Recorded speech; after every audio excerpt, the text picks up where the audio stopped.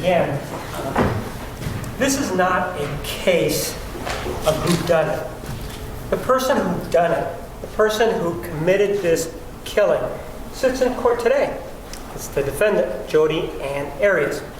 And the person that she done it to is an individual by the name of Travis Victor Alexander, a former boyfriend of hers, an individual that she was in love with, an individual that was a good man, an individual that was one of the greatest blessings in her life. And this love, well, she rewarded that love for Travis Victor Alexander by sticking a knife in his chest.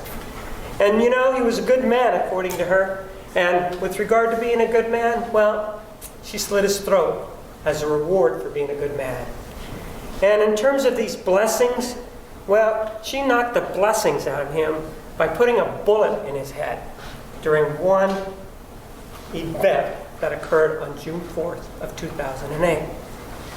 Travis Alexander had the misfortune of meeting up with the defendant in Las Vegas, Nevada at the MGM Grand back in September of 2006. They were both involved with a group called PPL, or Prepaid Legal.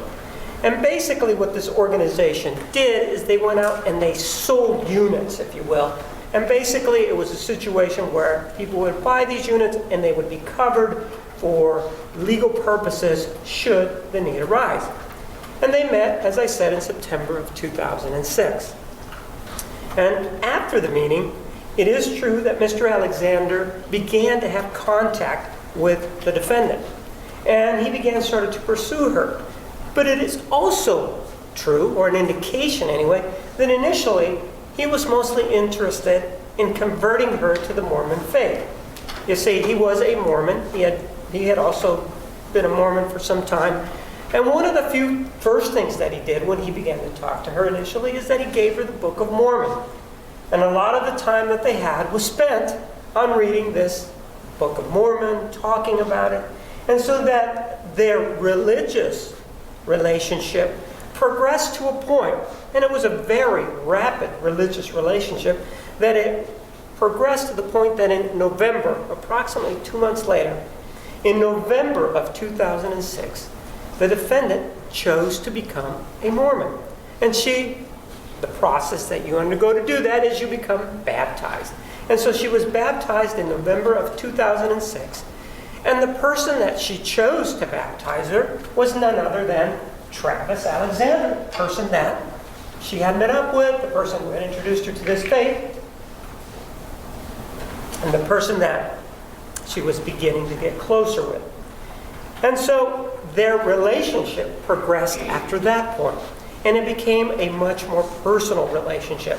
Now they were both Mormons, and there are certain guidelines for Mormons that you'll hear about. Specifically, one of them is that there's not to be any sexual contact before marriage. That's considered a very large sin. I guess in the grand scheme of things, that's one of the sins that you need to avoid. But their relationship began to progress, and it was a very personal relationship. At that time, as their relationship progressed, the defendant was not living in the Arizona area. In fact, she lived in the Palm Springs area of California. And so it was sort of like a long-distance relationship. They would call each other, they would send text messages, they would email each other. And so their relationship blossomed that way, and occasionally they would see each other. He would drive out there, or they would somehow meet. Well, by February of 2007, they became sort of an item. They agreed to just continue dating each other, just to see each other and not anybody else. And as part of that, one of the things that happened is that they both did what is not expected, but what usually can be expected to happen between two young people. They began to engage in sexual relations. And obviously that is against the Mormon faith. And it provided conflict for both of them. That here they were sinning, if you will, all the time, whenever they would get together, and yet professing to be good Mormons on the other hand. But that's sort of how their relationship was at that point.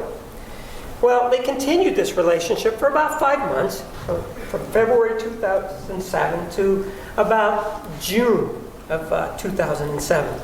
And in June, to be exact, using her telling, June 29th of 2007, the defendant couldn't help herself. She was a snoop, just couldn't help herself. And what she did is she went and got a hold of Mr. Alexander's phone, his cellular telephone. And she wanted to see what was in there. Couldn't stop herself from doing that, and so she goes and looks at his cell phone in June of 2007. And she's looking for things to see whether or not there's going to be any contact with any other women. She describes them as being flirtatious, and she wanted to know what was going on and wanted to see if there was anything in that cell phone that would confirm her suspicions about his flirtations. And she found things there that she didn't like.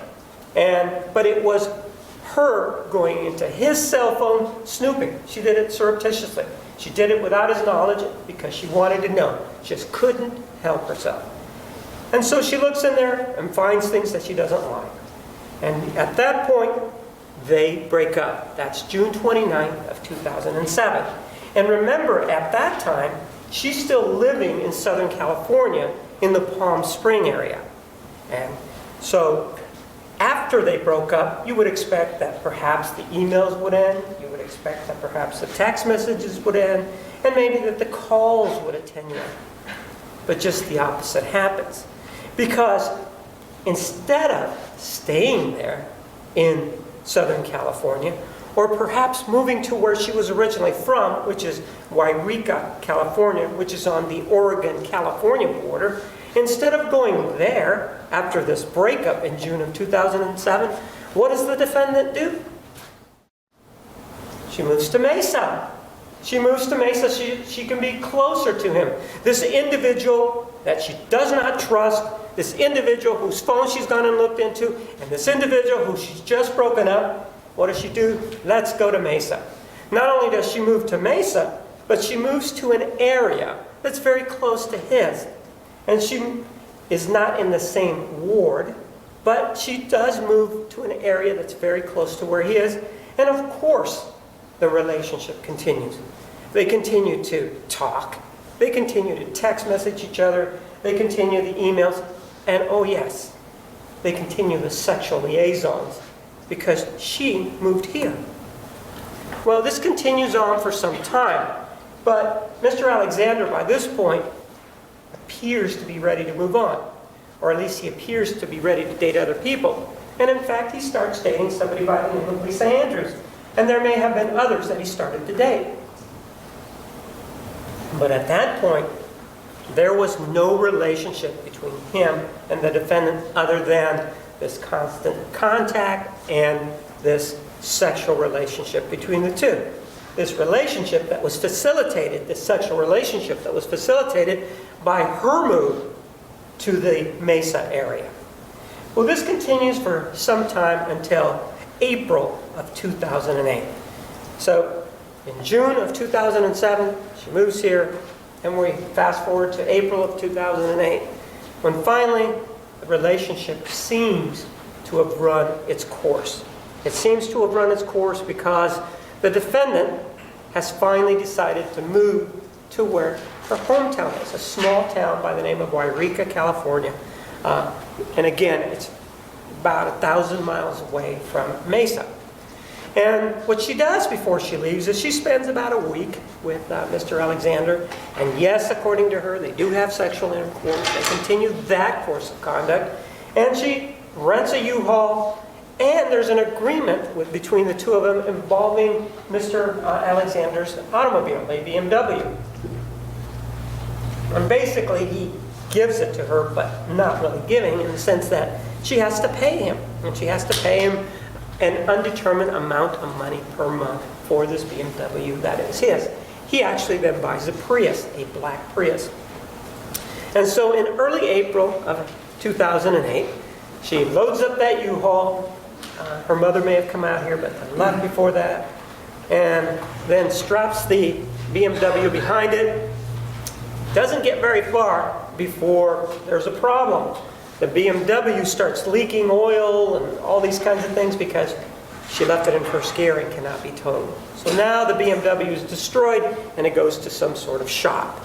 But she leaves, but she's still basically going to pay for that BMW because she's the individual that was in control of it. But that's still sort of up in the air about that. Well, you would have thought that once she moved to Wairika, which is approximately 1,000 miles away, you would have thought that their relationship would have been over. No, it wasn't over. They continued to talk. They continued to send text messages, emails, instant messaging, and oh yes, there's the phone sex that she records of them when they are engaged in that particular conduct. And it's the phone sex that she keeps. Well, 2 short months after that April of 2008, when she moved to Wairika, in June 9th of 2008, the police get a 911 call. The Mesa Police Department receives a 911 call. And the person calling on the other line is an individual by the name of Marie Hall. And Marie Hall is an individual that Mr. Alexander has taken an interest in. She is somebody that is very much in the faith. She's somebody that is in his singles ward, so that they go and they sit around and they socialize and they talk about the Mormon doctrine. And so she's somebody that he feels much affinity to. And he starts to court her. And again, this is when the defendant is already in Wairika. He begins to look at her, and the relationship with Lisa Andrews is now over. And so he begins to take her out. There's a total of 3 dates that they go on. But for her, there's really no spark there. She's not interested in the slightest in him. Not only is she not interested in the slightest in him, she lets him know about it. It's not like she's going to sit there and just continue to go out with him and hang out and that sort of thing. No, they go out one time, they go back to a bookstore and they drink hot chocolate. There's no contact at all. There's not even sometimes what is considered the obligatory goodnight kiss. There's none of that. And she lets him know, I'm just not interested in you. And in fact, she starts to date somebody else.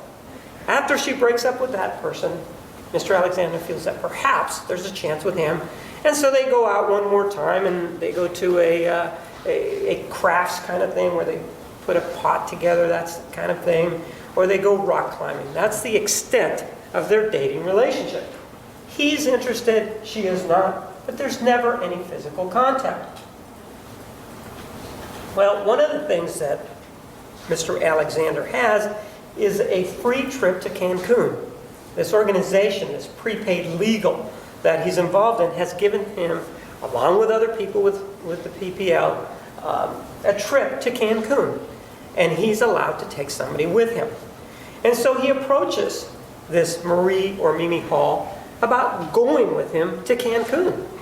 She says, no, I really don't want to go because I don't want you to believe that there's something going on between us. I really don't want to go there. But he tells her that that's not how it is. They're going to go as friends. In fact, they're even going to be in different bedrooms. So it's a situation where she's been to Cancun before. She wants to go. It was fun. So she doesn't see any harm in going. And so the trip that they're supposed to go on is supposed to start on the 10th of June. And so she's the one that's on the phone on June 9th. And she hasn't spoken to Mr. Alexander for about a week, since June 2nd, which is a Monday. And it's strange to her because the trip is impending, and he usually would call her every day or send text messages or maybe email her. So it was strange that he hadn't called her, but she really didn't think anything of it. You know, since they were only going to go as friends, what's the big deal, right? And so when she doesn't hear from him up until the night before they're to go, which is the 9th, which is a Tuesday, well, a Monday, one of the things she does is she goes over on that Monday night. And when she goes over there, she goes and knocks on the door. And she knocks on the door very, very hard. Well, nobody answers. The only thing that she sees is the dog. The dog Napoleon, which is Mr. Alexander's dog, comes up to the door, just sort of throwing himself up on the door very excitedly. And she can tell that there's something wrong here.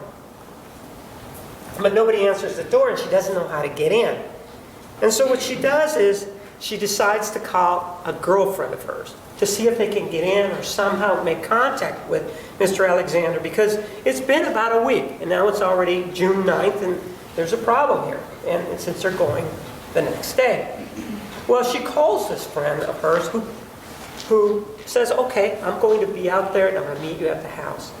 In the meantime, Ms. Hall then actually goes back to her house to see whether or not there's any emails from Mr. Alexander, perhaps send him one to see if there's going to be any contact that way. She can't get in the house, perhaps electronically she can go in and have him respond. No response whatsoever, so she goes back to that house. And this is sometime after 9:30, 10 o'clock in the evening. She's not keeping track, really not sure, other than that it was in the evening. And so they go back, and her friend shows up with a boyfriend. So now there's three of them. There's Marie Hall, her girlfriend, and the guy that she's with. Bang on the door, they can't get in. They decide that perhaps they're going to call somebody else so that they can go to the pad on the garage. And then maybe if they can get the number to that, they can then go inside the house. And that pad does have a code, as most newer garage doors do. And in fact, the number to that garage pad is 0187.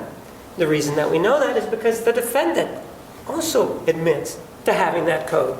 And she admits that that's the number to the code. And if she wanted to go over there, she could just punch in that 0187 and go on inside. But Marie Hall didn't have it. Her friend didn't have it. The guy that was with her didn't have it. But they were able to call somebody who was actually able to give them that number. 0187, they punch it in, and they go into the garage. Things are starting to not look so good, because inside the garage is this black Prius. This black Prius, that's Mr. Alexander's. He's not answering the door. The dog is going crazy. And his Prius is in the garage. So they decide to walk in. And they walk in, and this is a two-story house. They walk in, and to the right is the washing machine and the dryer. And then they take a left, and to the left is a bathroom, to the right is a study. And as they continue on to get to the stairs, to go upstairs, Marie Hall, or Mimi, notices that there's this strong, pungent, foul odor in the air. She figures, that Napoleon, he really must have been having real problems here, because this doesn't smell very good at all. And so they walk up the stairs. And when they walk up the stairs, they come to the first door on the landing, which on the left, which is Mr. Alexander's room. And I say room because Mr. Alexander wasn't living alone. He actually had a number of roommates, and the bedrooms were on the second floor, and there were two other people that he was renting rooms to. There was himself up there, plus these two other people. So they get up there, and they go to the door, and it's locked. But the door is the kind of, or the lock on the door is the kind of lock that you can turn it from the inside, close the door, and it stays locked. It's not a situation that you need a key to lock it, but you do need a key to get back in and unlock it. So what they do, the three of them, they go talk to the roommate that's up there who's listening to music, knock on the door, and he has the key. So now there's four of them. There's Mimi Hall, her girlfriend, and these two other individuals, two men. They open the door, and when they open the door, Marie Hall stays behind, and the two men go inside. But she's able to see through the crack all this blood that's in the hallway. And the two individuals come out running excitedly and saying, "There's blood here, and that's Travis. He's in the shower. He's dead."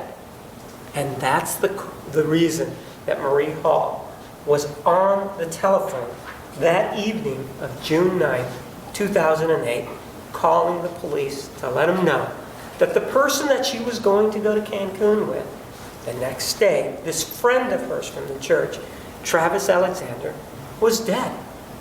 Well, of course, the police responded. And one of the things that they were able to note, and I do have a diagram so that maybe you can follow closer what I'm saying.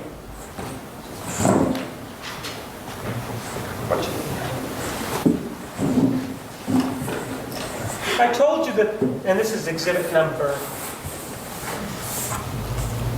249.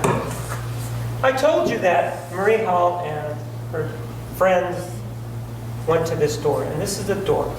As you can see there, looking there, that's a big red spot.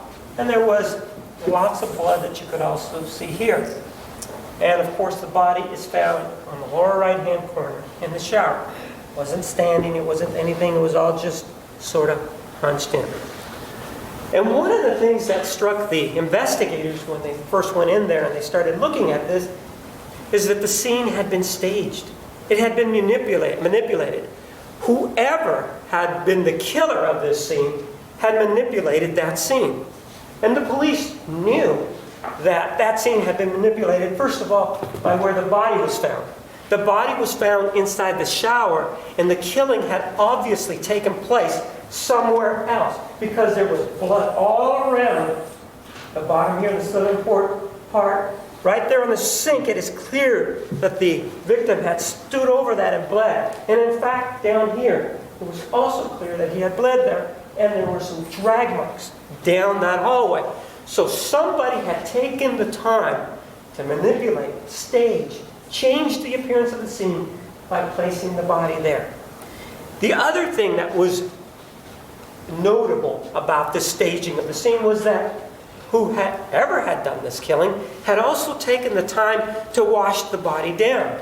And it appeared that the person who had done this actually washed the body down with this big cup, had taken it and had poured it all over the body so that basically there was almost no blood on the body.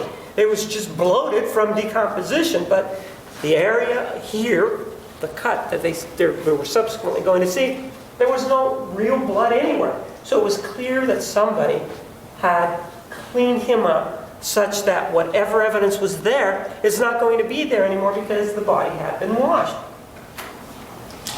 The other thing that they noted was that if this body is in such a bad condition, there was no knife there, and it appears there were cuts, and it appears there was a shot, and the gun wasn't there either. So somebody had also removed those from the scene, had taken the time, had thought this out enough to say, I'm going to take the gun and I'm going to take the knife away. Additionally, what this person had done was that they had taken, possibly, and it's consistent with the glass, had taken the glass and had just poured water down the hallway, down this area, because boxes that were on the ground level in this closet area here were actually soaked in water and blood. And additionally, what they were able to see was that down here, this big, large mass of blood with the 45 on there, well, that also had a lot of water in it. That was diluted blood. Somebody had taken the time to actually try to clean that. Not only that, the items have been moved. For example, there was a scale, and the scale underneath it had drops of blood that somebody had, somehow the blood had gotten there, the scale had been turned over. The mat, the same thing, there was blood underneath.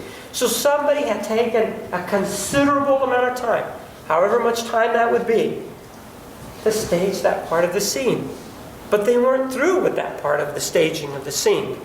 Because what they ended up doing is they took, and there was a matching set of towels there. What they did is they took one of the towels and began to wipe the area there. We don't know exactly what area was wiped down, but the towel is red and has this reddish substance to it. Not only did they wipe it down with that towel, but they took all of the bedding from this king-size bed, and they took that along with this towel and walked it downstairs to that washer as you walk in and stuck it in there.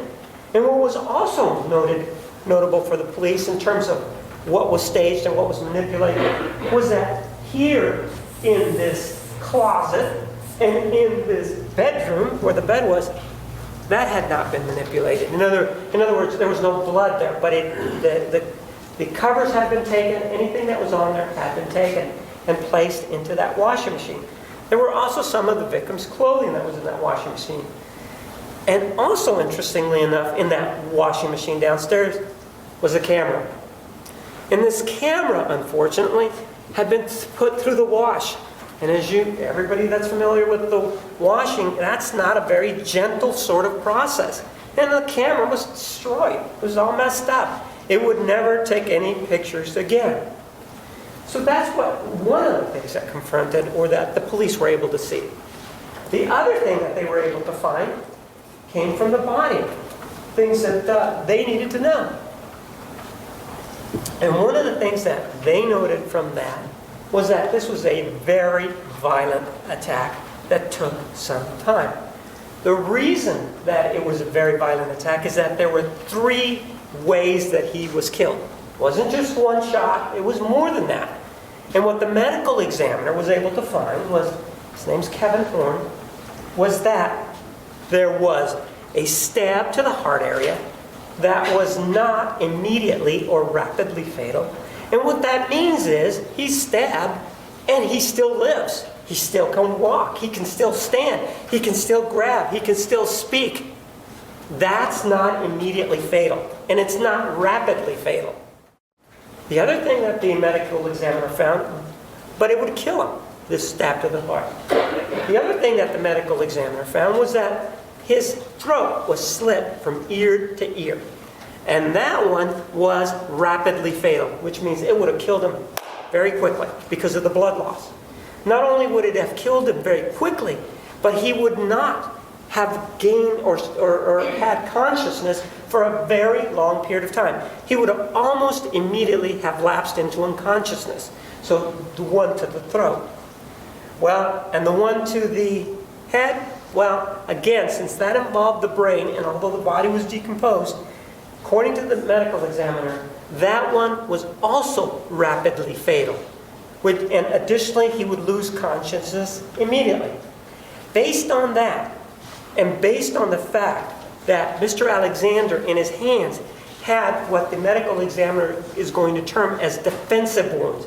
In other words, Mr. Alexander did not die calmly. He fought. Whoever this person was that had killed him, he had fought, which meant that he was conscious at the time. So what that meant is that with regard to the injuries that were inflicted, according to the medical examiner, the first injury was the one to the heart.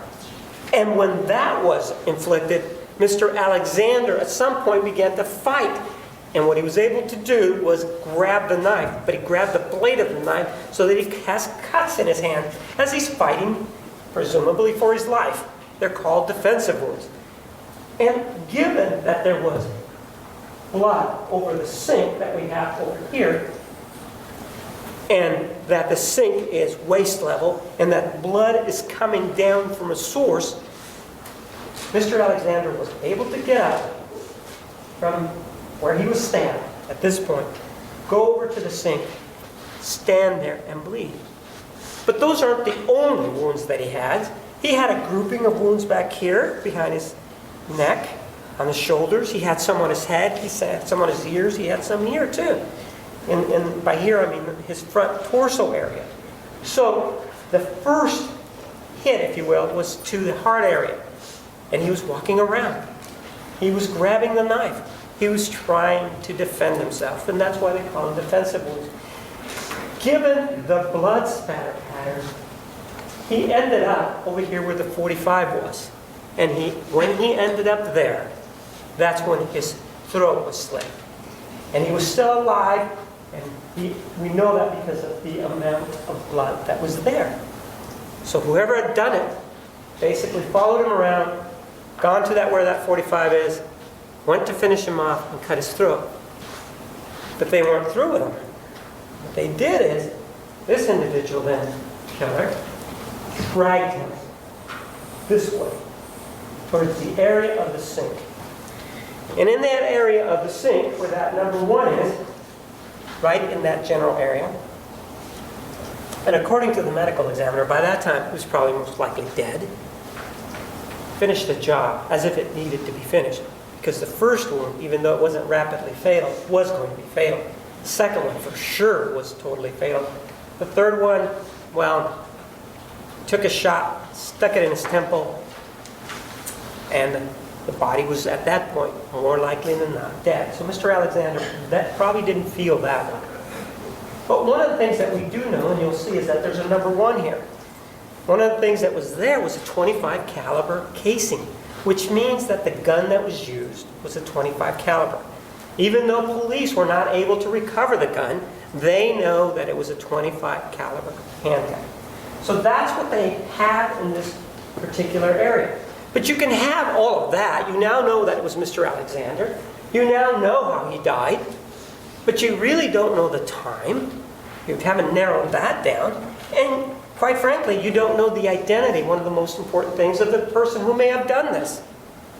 And so police were kind of left there to guess. And you can lift all of the fingerprints you want in the world, but if you don't have anybody to compare that to, you're not going to know who the person was.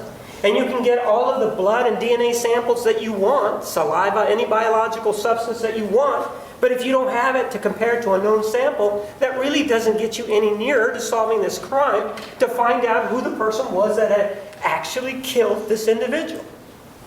Well, the police then went downstairs and they found this camera. And as I told you, this camera was destroyed. But one of the things that they were able to do is they were able to take out a very small item. It's a SIM card, which is really the brain of the camera. And this camera had been recently purchased by Mr. Alexander. He had bought it between April of 2008 and his killing, because according to the defendant, she actually advised him via the phone while he was making this purchase of this camera so that he would get a really good camera.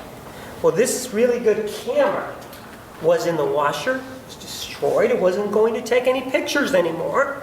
So the police really seem to have nothing except the SIM card. And the SIM card has gotten wet, it has gone through the cycle, and so what ends up happening, you can just put it down. What ends up happening is that they get this SIM card. And with this SIM card, they are able to find, and you're going to hear the term end case. They're able to put it through this process so that even though not only has it been damaged, but in this camera, somebody has gone through and erased everything. So that not only is the camera damaged physically, but the person who had it last, whoever that may be, has erased everything. But the police are able to recover, using this EnCase program, 3 sets of photographs. And the first set of photographs is in the early afternoon. And it's a group of 6 photographs. And these photographs are dated June 4th, 2008, and they have times on them, and they have time to the second. And what they're able to see, that on June 4th, at 1:42 and 53 seconds, Mr. Alexander was very much alive. Not only was he very much alive, he was involved in these photographs with a woman. And yes, they were both sinning, because they were going at it. They were nude. And yes, they are engaged in sexual relations in these photographs. And the first photograph is at 1:42:53 p.m. The police are able to go in there and get that photograph. And this shows a frontal view of a woman. Then there's another photograph at 1:44 p.m. and it shows this woman's back end. And they're nude. They're just taking photographs. At 1:44:50 p.m., there's a photograph of the victim, and clearly he's excited. But there's also on there a bottle of KY, which is a personal lubricant that's used during sex. And we know that it was the defendant who introduced Mr. Alexander to the use of this KY.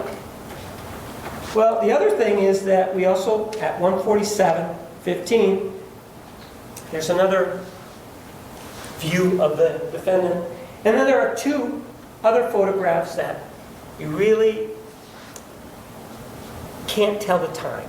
but certainly they are of the defendant. So there's a total of 4 photographs of the defendant and 2 of Mr. Alexander. And they're both of them are very much alive. And yes, these are salacious photographs in the sense that what they are doing is what happens behind closed doors. But there is no legal prohibition against her driving or coming over to his house and having sex. There's no prohibition about that. There's no prohibition against Mr. Alexander having sex either. But that's what they find. They find him with a woman having sex on June 4th of 2008. Very much alive, both of them sinning, if you will. Well, but that still doesn't get you any nearer to solving this crime, because at least you know that he was alive on June 4th. And as they look at those photographs, they're able to make a determination, are able to see that actually the person in that photograph is somebody that people know. And it's an individual by the name of Jodi Arias. But you know, photographs can be a little blurry, they can be a little deceptive. You kind of want to be sure that that's the person. And so what they do is, on this hallway, and you'll see it as number 77, they were able to find a palm print, left palm print. And that is a mixture, it's a DNA mixture, but it's a palm print. And they're able to compare it to the known photograph of Jodi Arias, and she's left-handed, and that's her palm print that's on there. So now they have a photograph of what they believe is her, plus they have this palm print, and they've developed a DNA profile from there that matches her DNA profile. Then also in the hallway here at number 6, down here toward the bottom, where there's the RP and the 6, they find a hair, and they conduct DNA analysis on that hair. And the profile that is developed pursuant to that DNA analysis matches the profile of the defendant. So the police are now sure that the person in those photographs is the defendant, and it's June 4th of 2008. Again, it's nice to know that, and they're getting close, and it appears, because of all the blood that's there, that she's the person that committed this horrible crime, that committed this horrible killing. So what they do then is that they continue on with the investigation of the photographs. And they find a second set of photographs in this camera. And this second set of photographs is 20 photographs. And they are all of Mr. Alexander.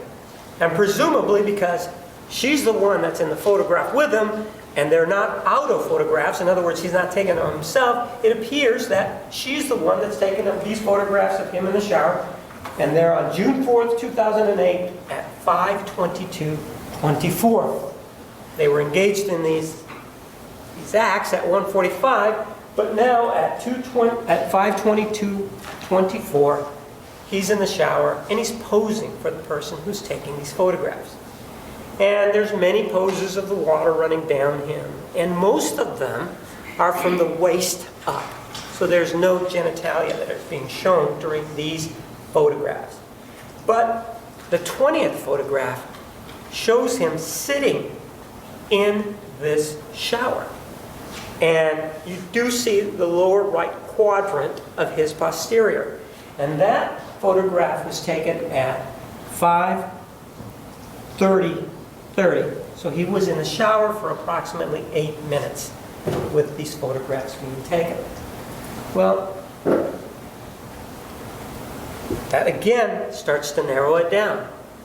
And then there's finally a third set of photographs. And these are accidental photographs. These are inadvertent photographs. These are photographs that the killer did not want taken. And the first one of those is 44 seconds, taken 44 seconds after the photograph of Mr. Alexander's posterior in the shower. And that's taken at 5:31:14.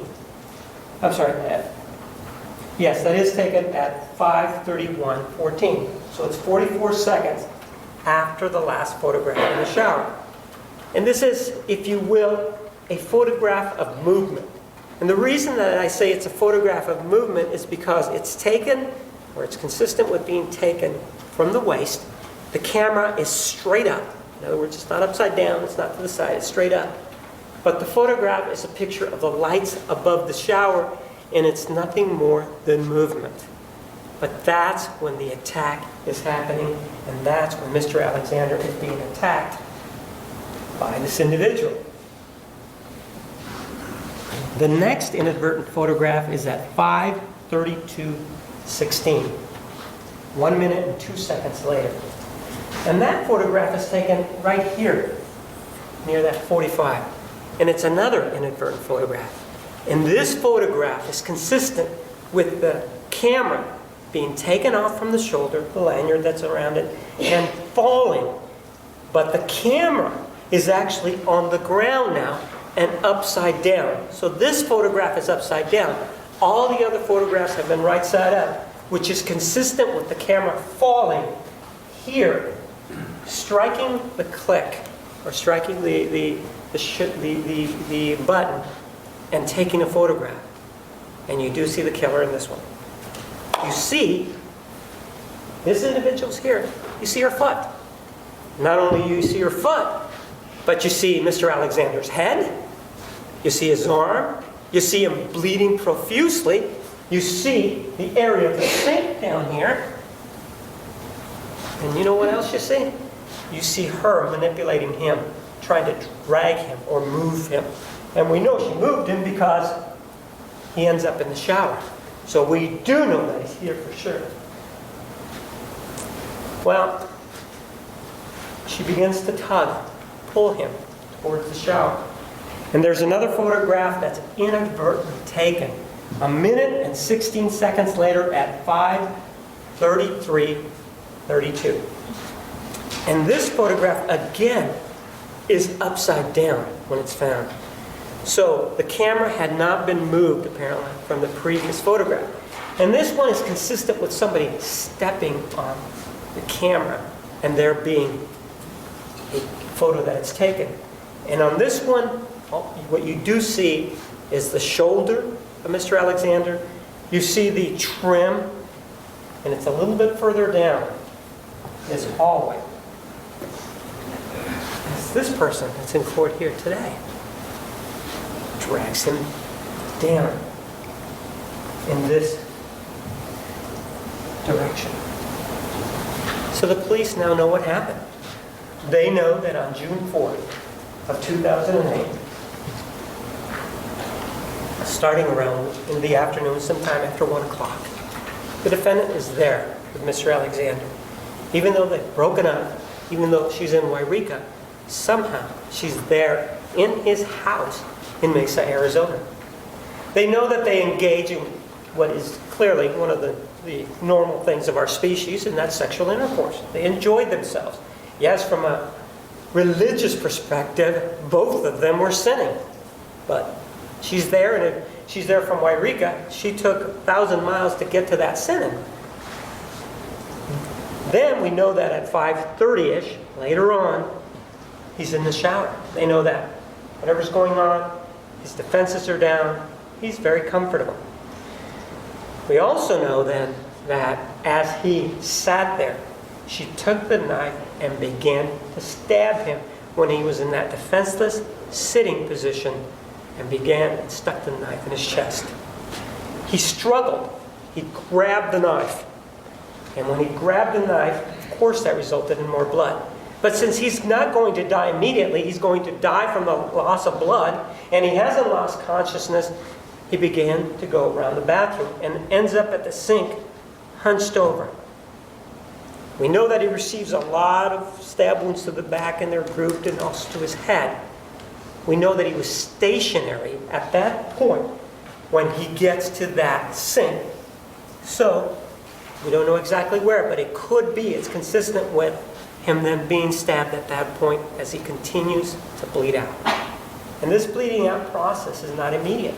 He can speak, he can talk, blood may be flowing from his mouth, but he can still make noises, he can still move, until he starts to lose strength.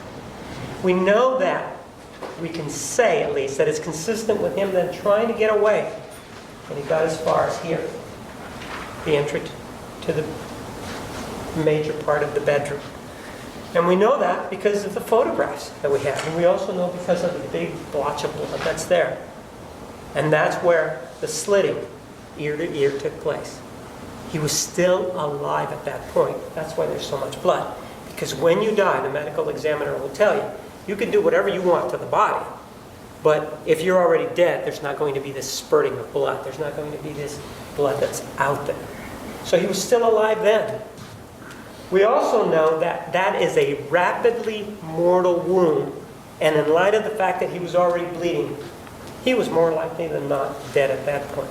And by the time she was dragging him down, pulling him down towards this area right here, he didn't need that shot to the head. But she had a gun somewhere. And she got that gun. We don't know the distance. And part of the reason we don't know the distance is because the body's decomposed. But do know that she put that bullet right in his temple. And that also would have been rapidly fatal. That injury would have also rendered him unconscious. So, after that, she took that camera. At some point, knowing what was on there. And you know how difficult it is to deal with these cameras. She was able to go through the process and deleted all of the photographs. She took time to drag him, put him in the shower, clean him up, doing away with whatever evidence may be on there, clean the area there, even though it's still very bloody, took a towel to clean up, walked downstairs. Remember, he's got this dog Napoleon there. Walked downstairs, went to the washing machine, stuck everything in the washing machine, and had the wherewithal to start it. And put the camera in there after she deleted all of those photographs. Police knew that that's who she was. But they had something else that they needed to deal with.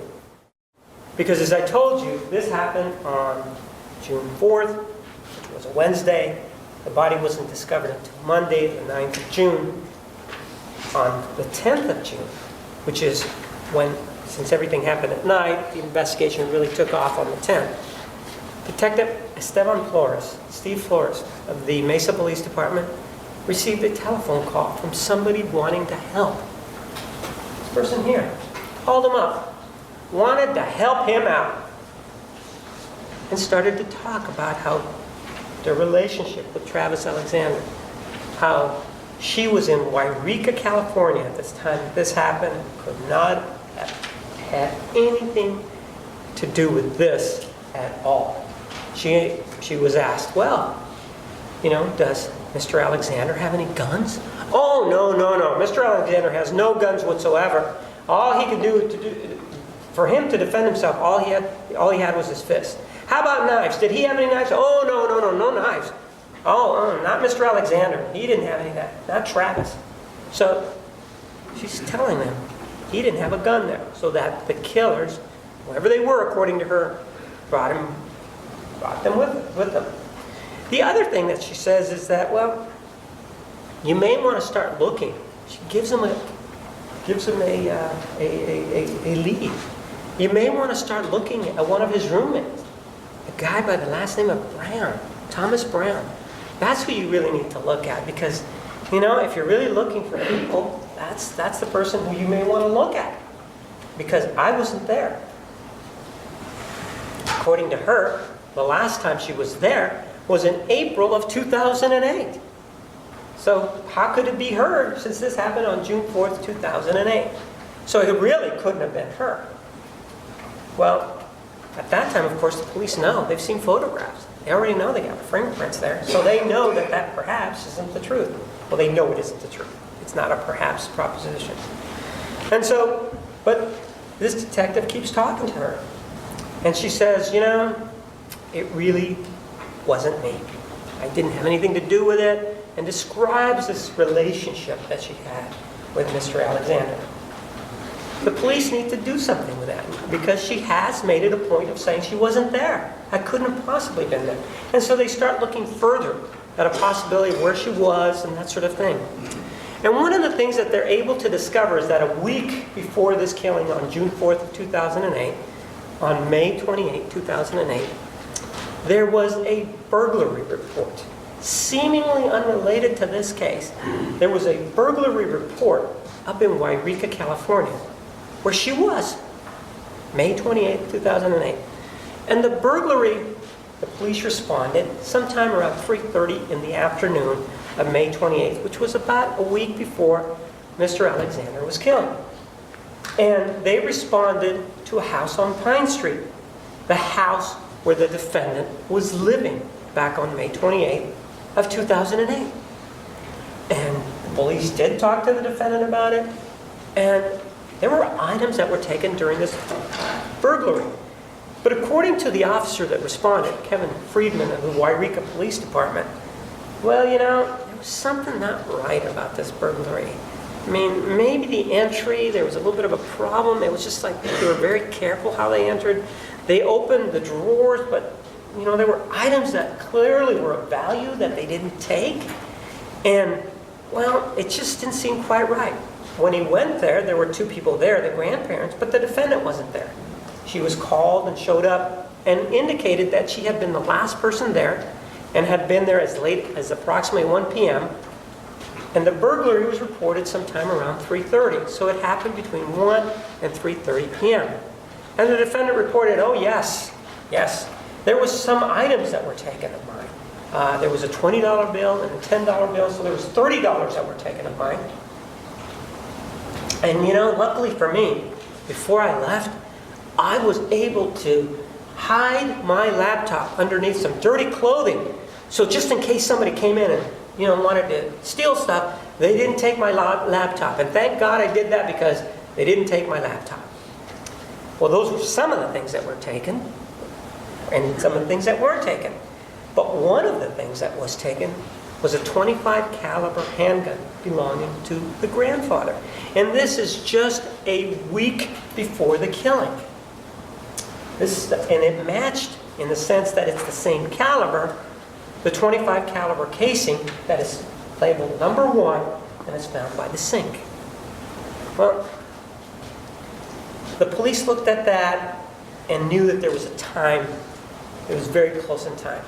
The other thing that police were able to find was that on that same day, May 28th of 2008, at 9:25 p.m., the defendant sent an email. And she sent an email to Travis Alexander. And she mentions that he's going to Cancun.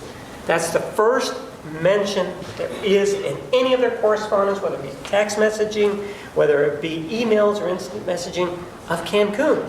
And she indicates that she knows that he's going to Cancun. It is clear now that he's going to Cancun, and she ain't going with him. So that's something that they have.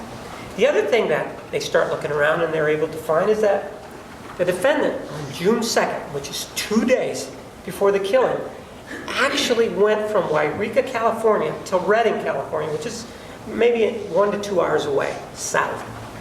And she went south for the purpose of renting a car. They have car rental agencies in Wairika, but she actually went to a different town that's approximately 90 miles away. And she went to a budget rent-a-car, and she spoke to the agent there. And one of the things that she was able to do is rent a car. But again, it was not in her town, and it was in a place that's far away. And the person who rented the car to her, well, he was shown a photographic lineup. And he said, and asked whether or not he saw the person that he rented the car to. He said, oh yeah, there she is, right there. The defendant. He said, but, the photograph that you're showing me, she's got black hair. When she came to rent the car from me, she was a blonde. So, it's the same girl, I'm sure of that. But her hair color changed. Her hair color changed from June 2nd to June 4th in the afternoon when she was having sex with Mr. Alexander. So we know that from the photograph. And she rented the car and said she was going to return it on June 6th of 2008.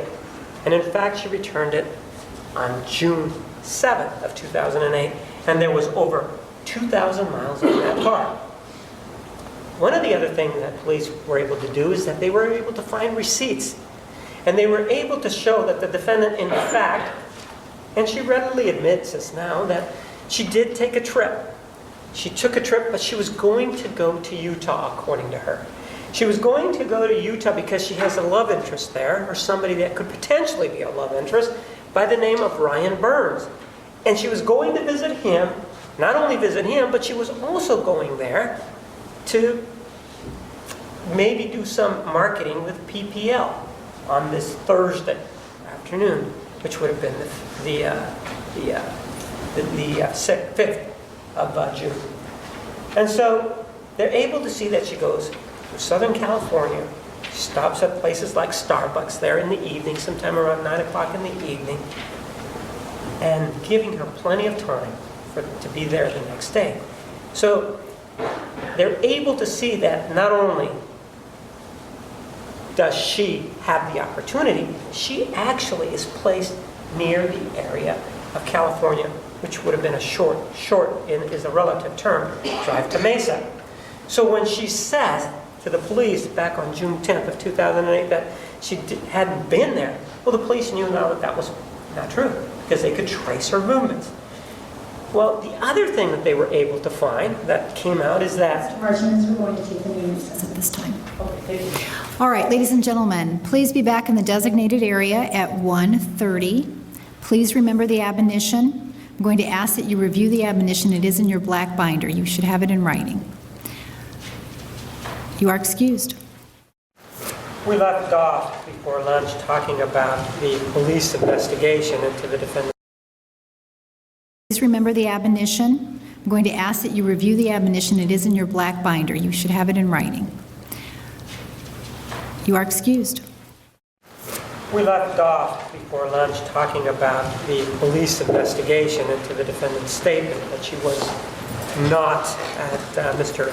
Alexander's home on June 4th of 2008. And specifically, we were talking about the police obtaining documents that showed that she rented a car in Redding, California on June 2nd, and that they were able to show that she actually made her way down south in California and made her way down to Southern California, and at some point made her way over to Utah. And ostensibly, she indicated that she was going to Utah to meet up with a friend, somebody that she had a romantic interest in, somebody by the name of Brian Burns.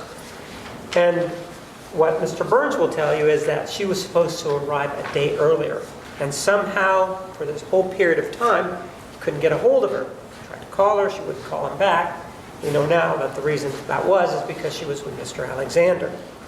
But she did happen to arrive in the Salt Lake City, Utah area on June 5th, June 5th, which was that Thursday.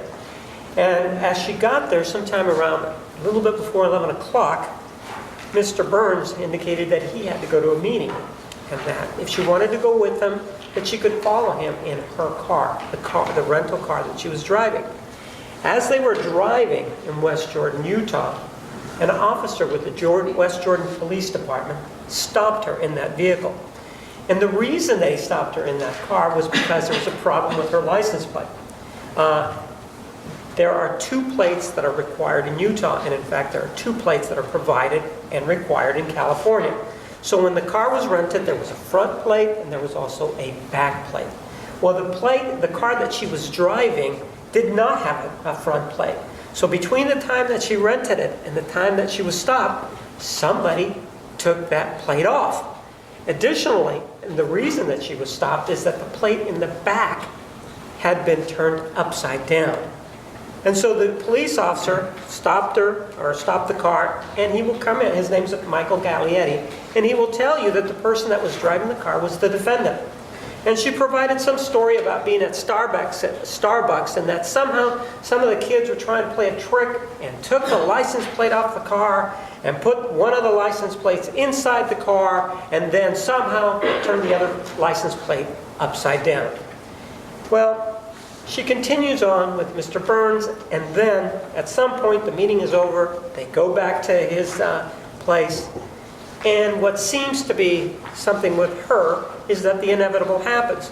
they do begin to become engaged amorously. They begin to kiss. They begin to get involved in that sort of fashion. And Mr. Burns will tell you that, yes, they did go further than that. And in fact, he will say that he had his hands between her legs. And he will also say that the reason that they didn't go all the way or continue on to sexual intercourse is because he's Mormon. And his teachings, which I've been telling you about, do not allow for that sort of behavior, if you will. And so it wasn't that the defendant was stopping him, it was that he decided not to go any further than that. And then the police also determined that the car was finally returned on the 7th of June back to the budget rent-a-car in Redding, California. Well, the police, now knowing that there was this trip that was planned, they have the photograph, they now have the DNA, and they also have the fingerprints, arrested the defendant for the first-degree murder of Travis Alexander. And as part of that process of the arrest, the police conducted or spoke with the defendant. And of course, prior to speaking with the defendant, they admonished her of the Miranda warnings. They talked to her about what the Miranda warnings were, and she agreed to speak with them. And these are videotaped. And this was on June 15th of 2008. And they arrested her while she was in this home on Pine Street, the home that she lived there with her grandparents, the home where there was this burglary on May 28th of 2008. And when they spoke with her on that June 15th, the defendant said, well, you know, I'll talk to you about it, but I don't, other than what I've already told you, I don't know too much about it. Well, why don't you tell us what you do know? Well, I can tell you that the last time that I was there was back in April of 2008. That's what she told them. And they said, well, are you sure? I mean, we have some photographs of you there. She said, well, are you sure they weren't taken on a different date? No, we're sure they weren't taken on a different date. Well, I wasn't there. It wasn't me. Well, what about this time lapse? What about this gap where you sort of disappear? You're supposed to be in Utah with this other boyfriend of yours, and yet you can't be found. People are making calls. There are no calls going out, nothing going in. What about that time? I got lost. What ended up happening is that I ended up getting lost, and I got so lost I almost can't tell you where I was. But I do know one thing, she said. I ended up on the 40, the I-40. And the detective said to her, how can that be possible?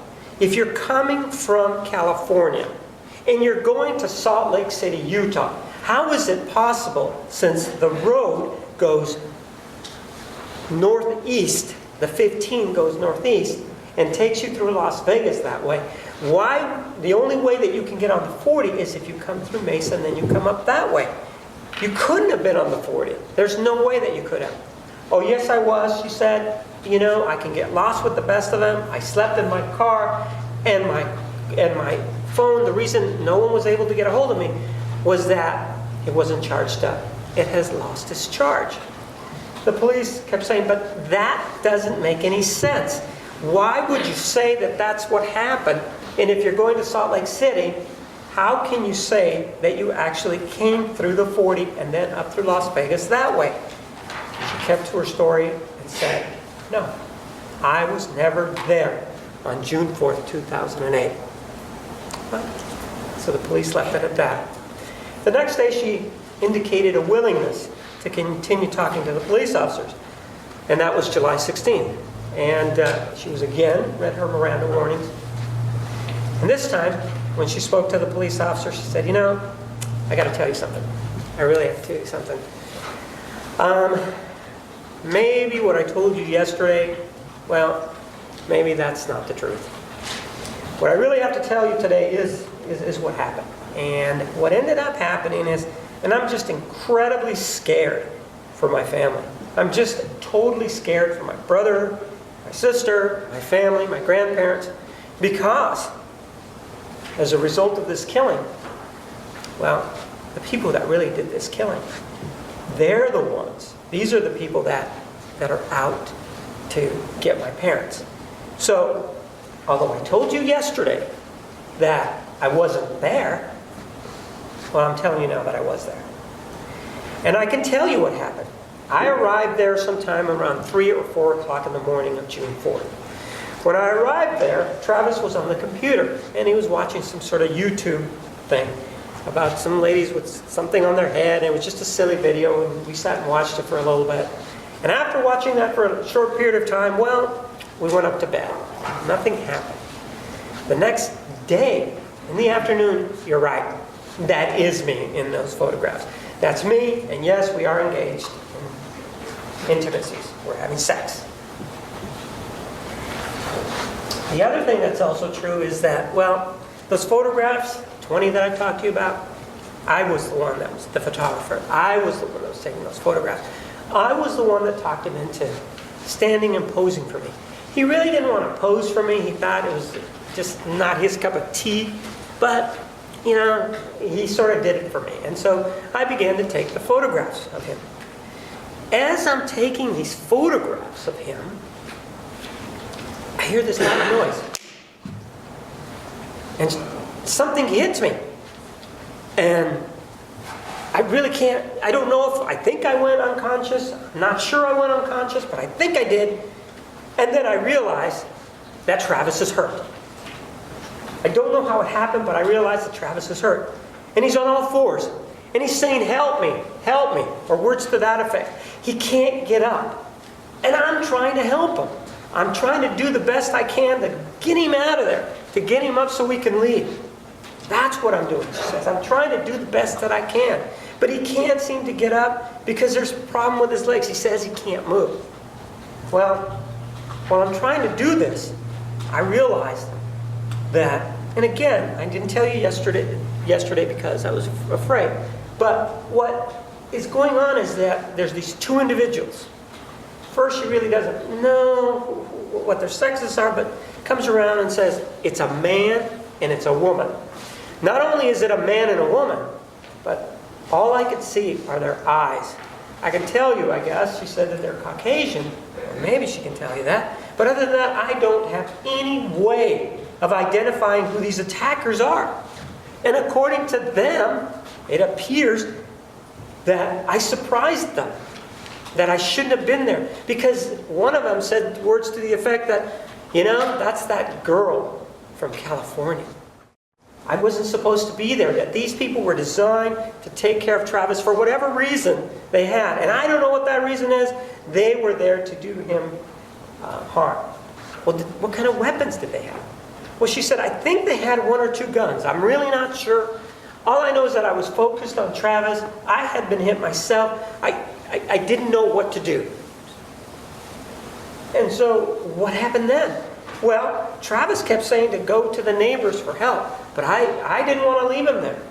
And at one point, what I did was that I was able to, and it depends on what point the story is picked up, but I pushed the girl who was there, and I was able to get the better of her, and I was about to run out, get out and go get some help. Except that I was then confronted by the guy. And the girl kept saying, well, just do her. And the guy didn't want to do it. But I had the gun straight at my face. And this gun that was pointed at my face, well, he pulled the trigger. And for whatever reason, Providence perhaps, gun didn't go off. But I was very worried still about Travis, and I needed to get him out of there. When the gun didn't go off, well, this guy started looking through my purse.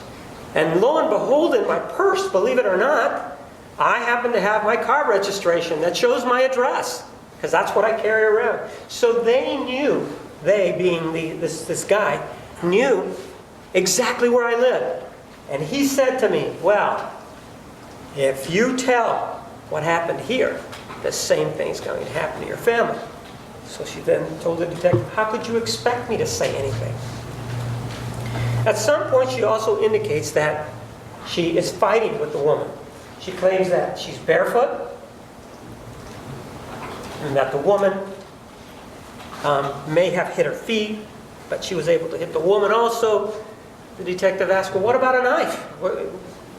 Did a knife ever come up? She said, I think the woman was the one that had the knife.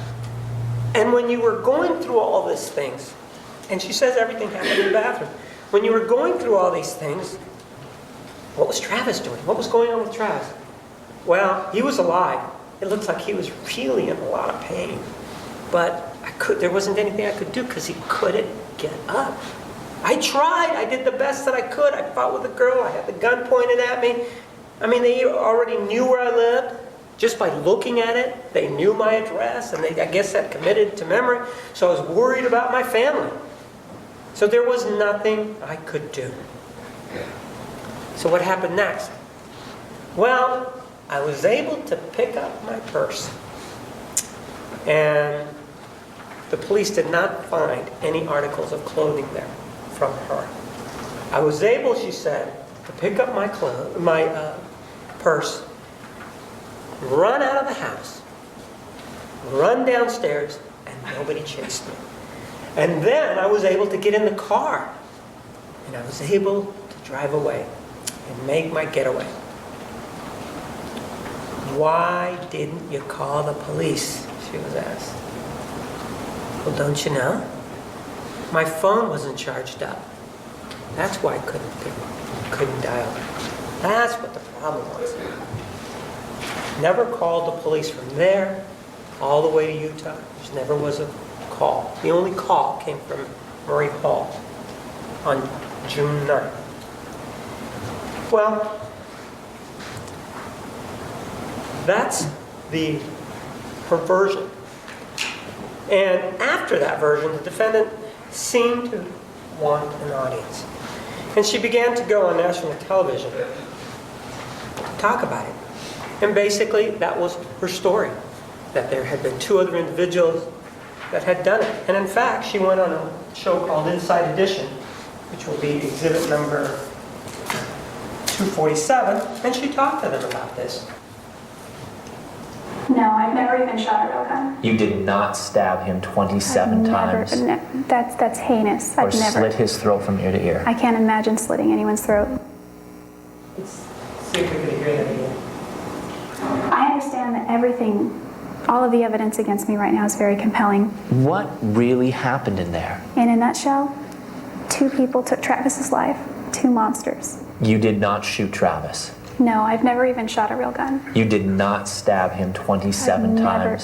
That's heinous. Or slit his throat from ear to ear? I can't imagine slitting anyone's throat. That was her story, in part, that's a summary of the story that she told the detective. Well, there's a different story now. Now, it's not that she wasn't there. Now, it's not that it's 2 people with whatever variation she may have provided to these national shows. Now, she admits it. It was her. She's the person who actually did this. And she's the person that actually did, even though she says otherwise, she's the one that did the stabbing, she's the one that slit his throat, and she's the one that shot him. She's the one that now is admitting that after telling all these things. And even though she says that, she still has a view as to the evidence. And this is exhibit number 248. No jury is going to convict me. Why not? Because I'm innocent, and you can mark my words on that one. No jury will convict me. I also ask that you mark her words that no jury will convict her, even though she has admitted that she's the person that did it. Killed Travis Alexander. There is no question about it. The $1 million question is what would have forced her to do it. And throughout this trial, you will hear that Jodi was indeed forced. In just under 2 minutes, we go from the last picture taken of Travis in the shower, in just under 2 minutes, to the picture of Travis's body. You can see the foot in the front with his head and his shoulders, and blood clearly on his shoulders.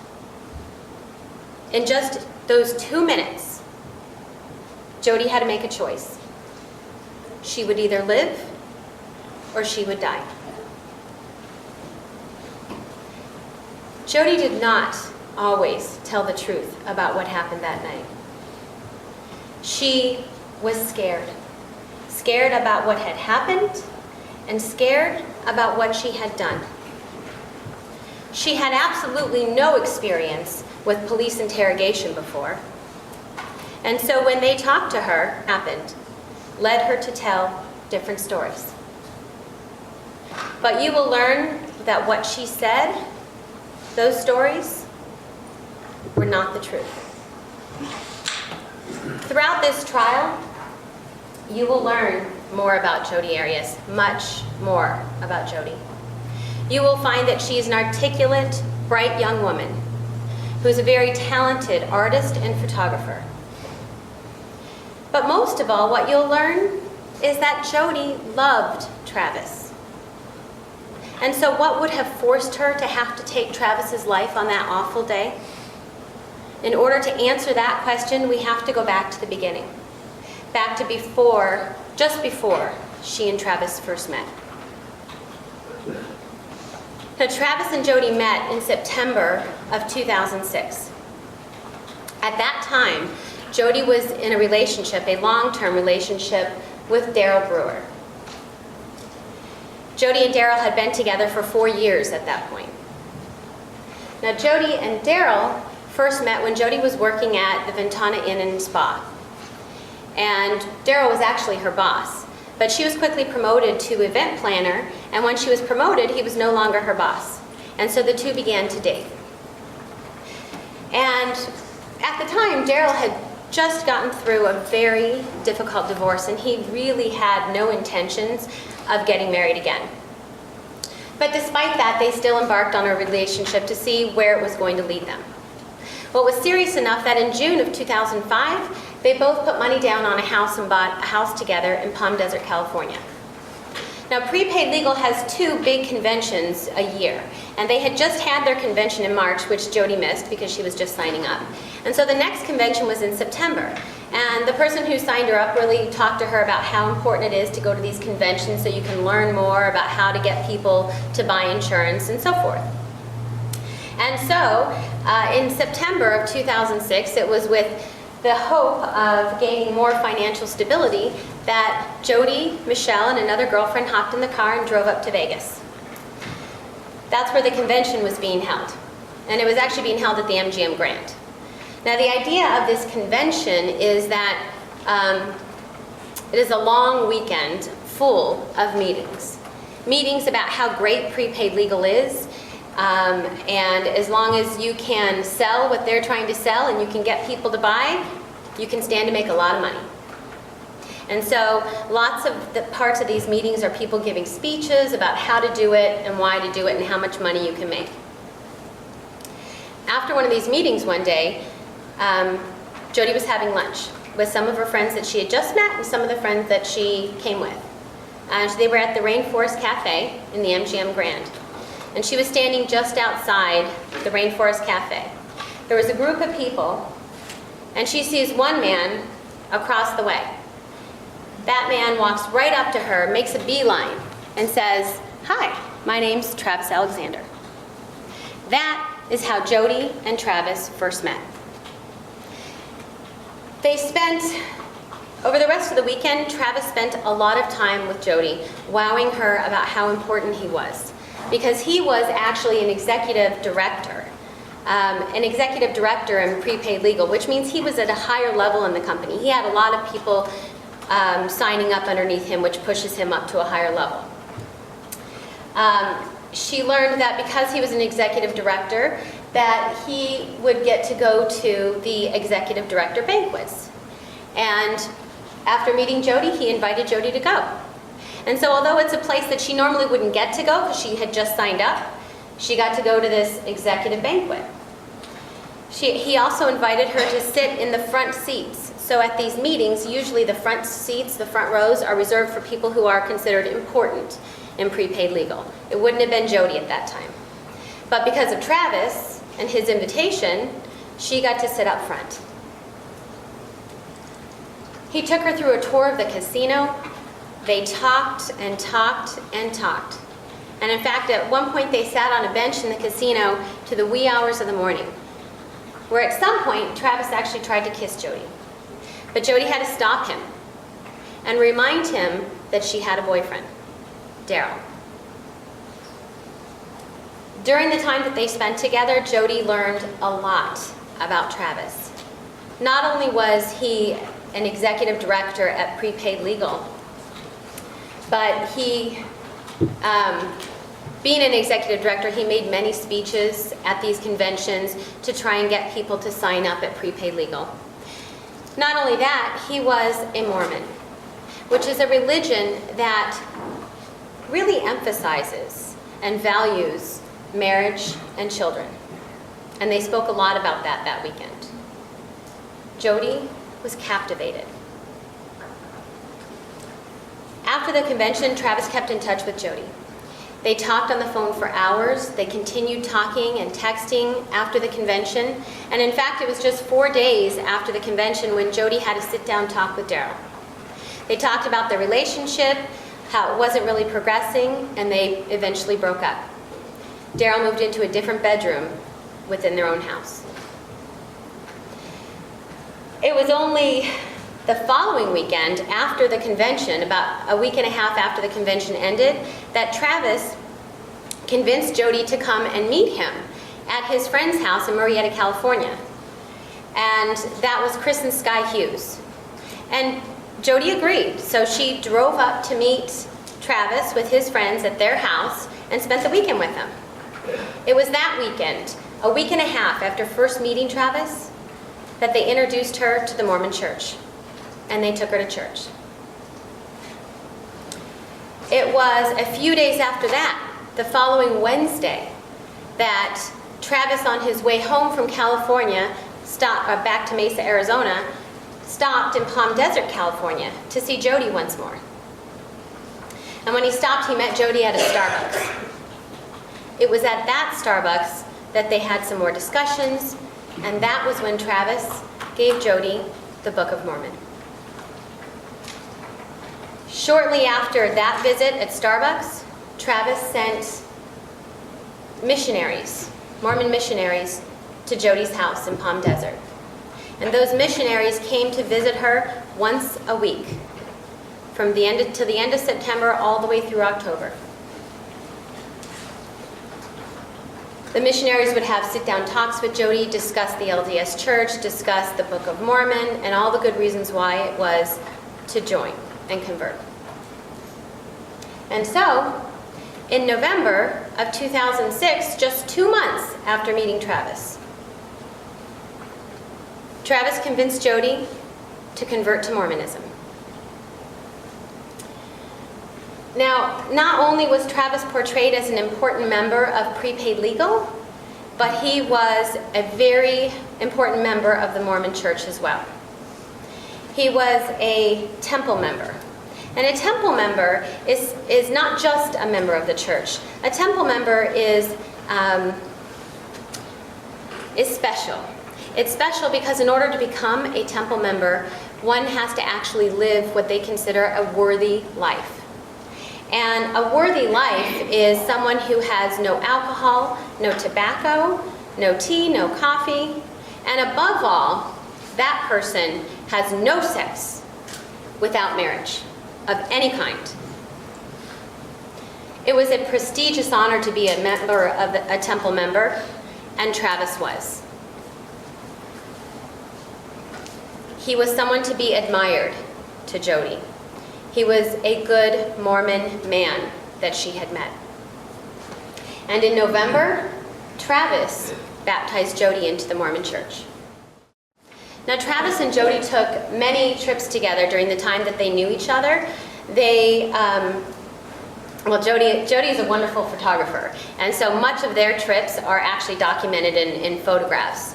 And so they took a lot of trips together for church trips, in other words, going to visit different Mormon churches, special places for the Mormon church, and then just trips together.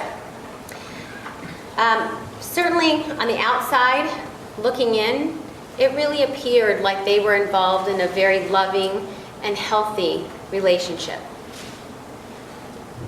But nothing could be further from the truth. In fact, behind the smiles in these photographs, there was a whole nother reality for Jodi. A reality that Travis created. Because in reality, Jodi was Travis's dirty little secret. From the moment, despite projecting himself as a good and virginal Mormon man, someone who was a temple member, from the moment he met Jodi, he was pushing and pushing her to have a sexual relationship with him. And it took just about a week, because the weekend that they met at Chris and Sky Hughes' house, he got what he wanted. As Travis would explain to Jodi, oral sex really isn't as much of a sin for him as vaginal sex. And so he was able to convince her to give him oral sex. And later in their relationship, Travis would tell her that anal sex really isn't much of a sin compared to vaginal sex. And so he was able to persuade her to allow him to have anal sex with her.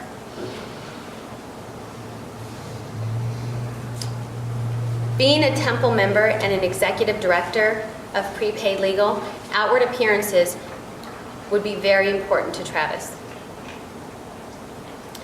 And so while he continued this facade of being a good and virginal Mormon man, he was inwardly dealing with his own sexual issues. And in Jodi, he found somebody who was easily manipulated and controlled. Someone who would provide him with that secretive sexual relationship that he needed. While on the outside, he can still pursue the appropriate Mormon woman.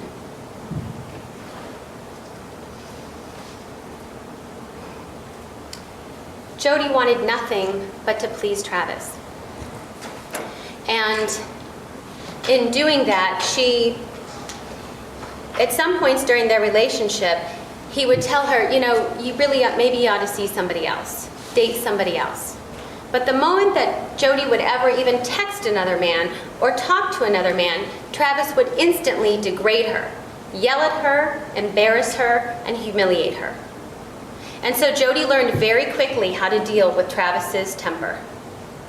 She learned how to deal with his temper by being humble, compliant, and agreeable. And that was one good way to help avoid his temper. Jodi officially broke up with Travis in June of 2007. And this June of 2007 was, she broke up with him because she found out that despite having sex with Jodi and saying things like he loved her, he was pursuing other women. And so because of that, Jodi broke up with him. But Travis didn't want to break up. Travis begged her for forgiveness. And even though they were considered officially broken up, they never stopped seeing each other. They never stopped talking with each other, or emailing, or texting. Now, at the time that they broke up, Jodi was living in Big Sur, California, and Travis was living in Mesa, Arizona. In July of 2007, Travis sent Jodi a poem that basically apologized for his behavior and asked her to be with him. Later in July of 2007, Jodi actually flew out to see Travis in Mesa and spent the weekend with him. That weekend sealed the deal because Travis showered her with attention, was nothing but sweet and kind. And so shortly after that, Jodi moved from Big Sur, California to Mesa, Arizona. She moved in with a girlfriend of hers she knew from the Mormon church. Now, despite the attention that Travis paid to Jodi in private, he treated her far differently in the public eye. You'll hear how Travis degraded Jodi to his friends. You'll hear that he often referred to her as a stalker or claimed that she was crazy.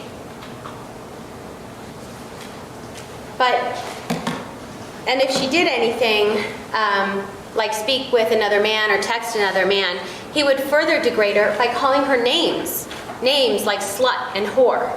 He would text her these things and email her these things.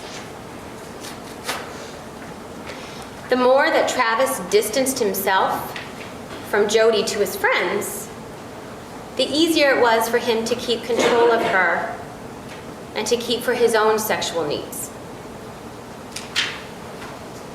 Now, one of the witnesses that you'll hear from is named Alice LaViolette.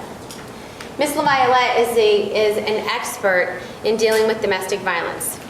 She has decades of experience with domestic violence counseling, and in fact, she started, I think, in 1978, counseling battered women in shelters.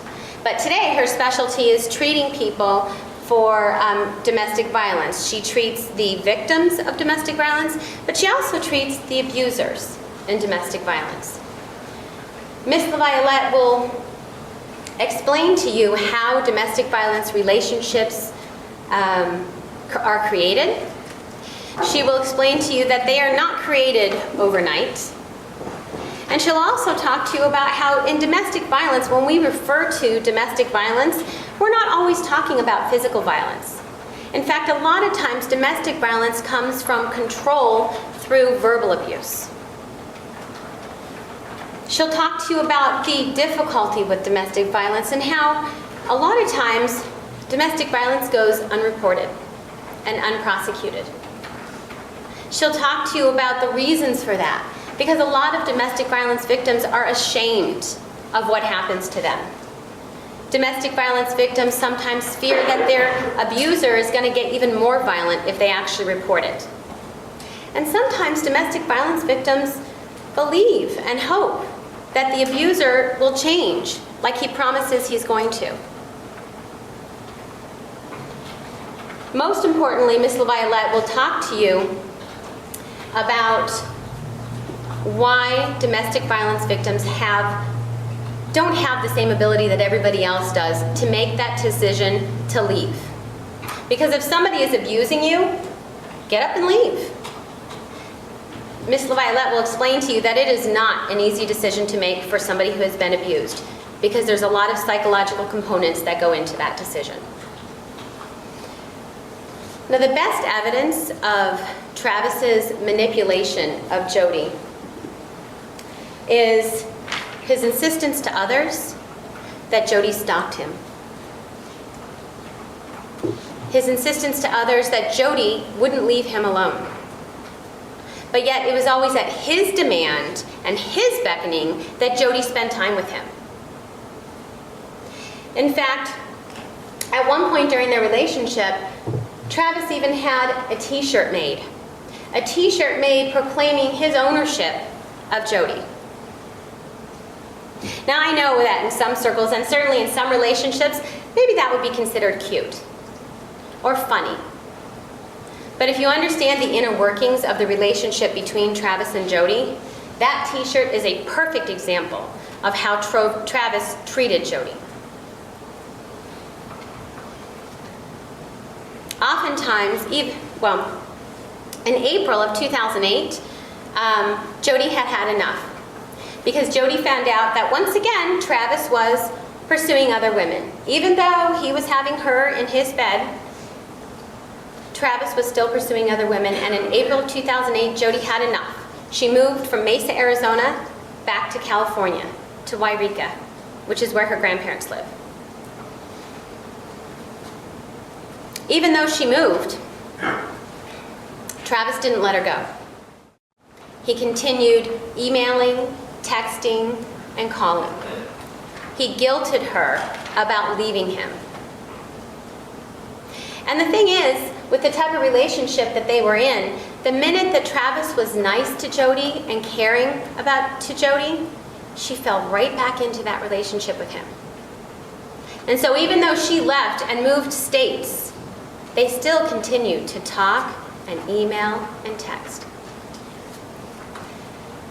In fact,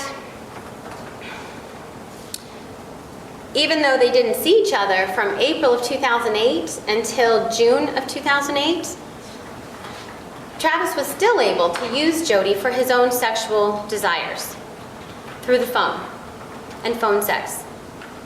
You'll actually hear a recorded phone call recorded call between Travis and Jodi that's very explicit. And this phone call is made just a couple of weeks before Travis dies. It's clear in this phone call that the both of them are talking about how they're going to find somebody and marry someone else. Jodi very clearly knows that Travis is not going to marry her, and she's not going to marry Travis. And they discuss it. Travis talks about how he's going to Cancun with somebody else. Jodi knew that, and she expresses absolutely no dismay about it whatsoever. And this is just weeks before he dies. Most importantly,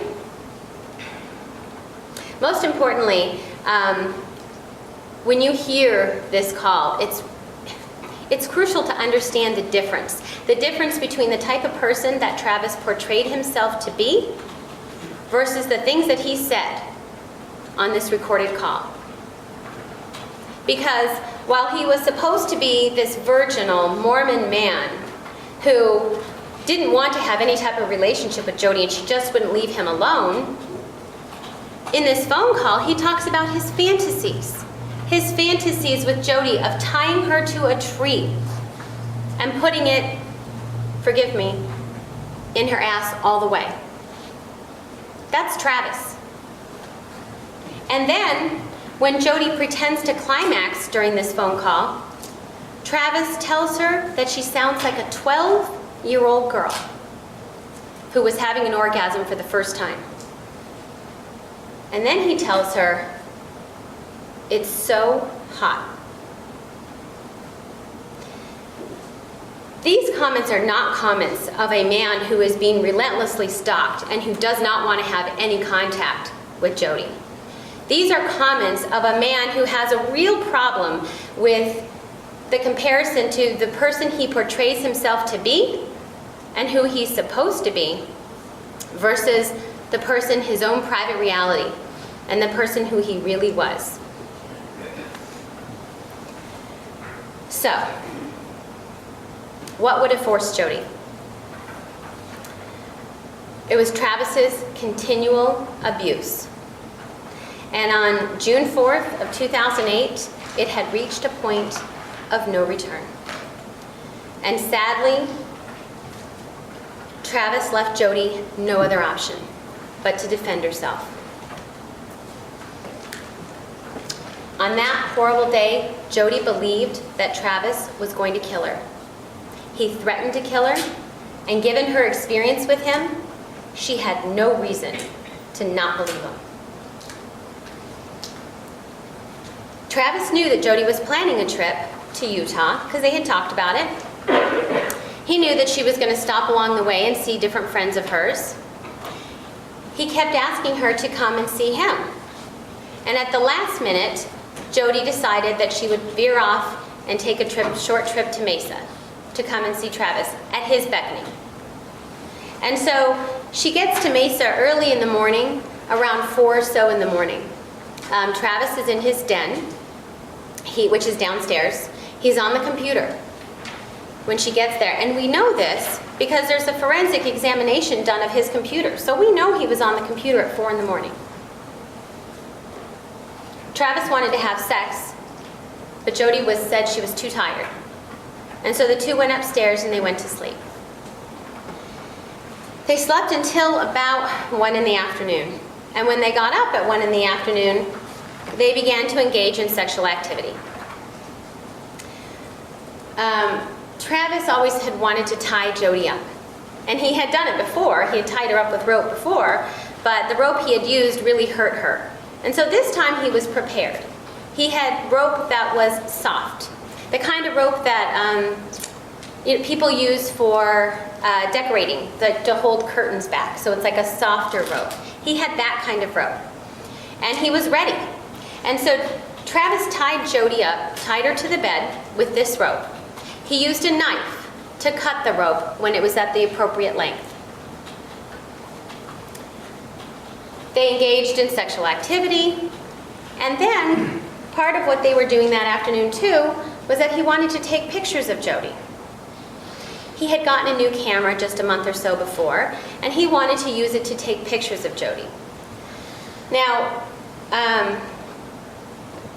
the kind of pictures that Travis wants to take of Jodi are the kind that would make most people cringe with embarrassment. And we show you these photos not for any type of shock value, but you're going to see them in trial. Because these are the photos that Travis took of Jodi. Very up close. Travis also liked to see Jodi in pigtails. And so she put her hair in pigtails for him. These photos were taken in the afternoon.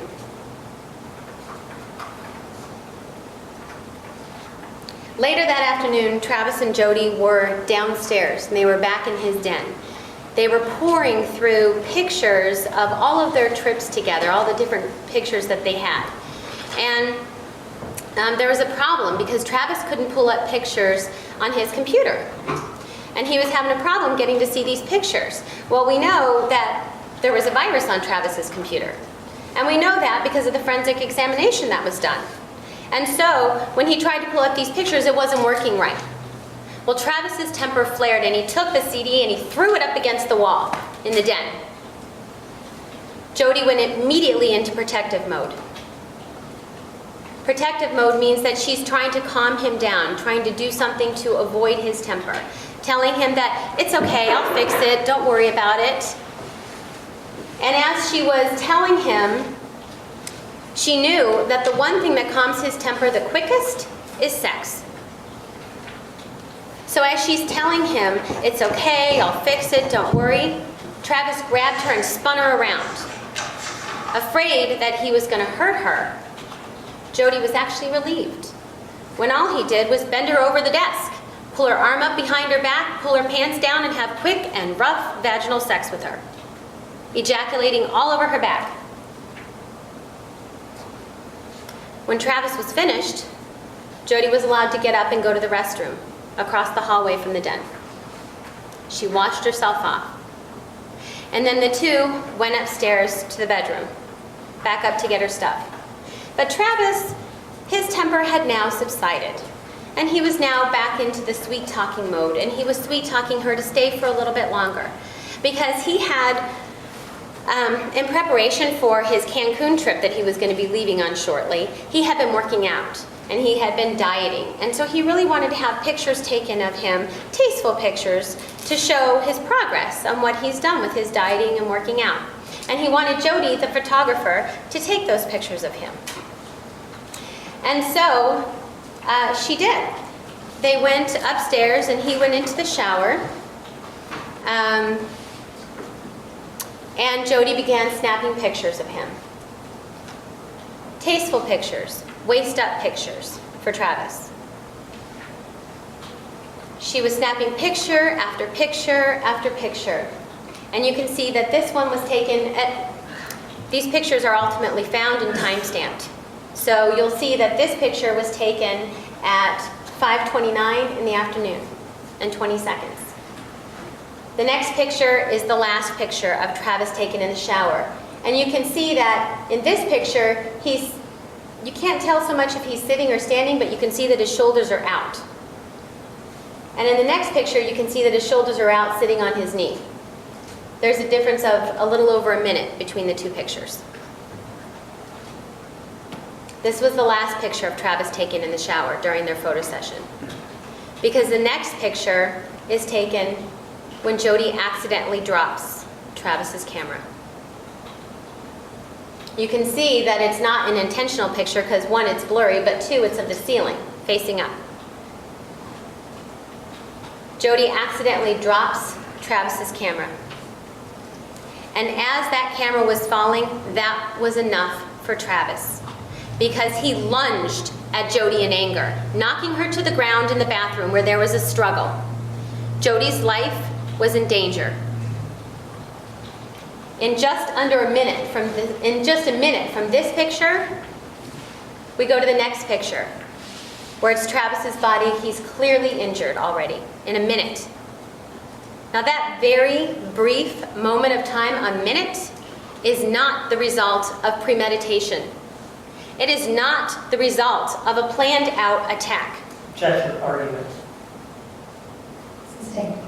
The evidence will show that it is not the result. Objection, argument. Counsel approach. It is just 1 minute of time between the camera falling until you see the picture of